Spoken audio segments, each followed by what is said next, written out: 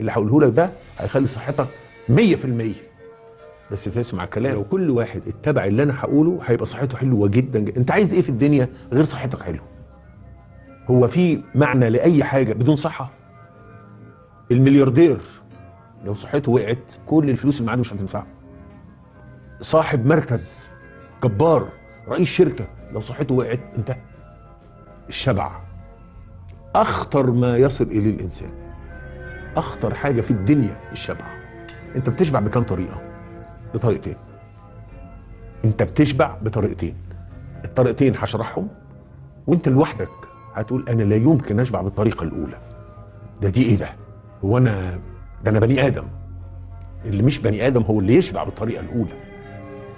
الطريقه الاولى ايه؟ المعده فيها عصب.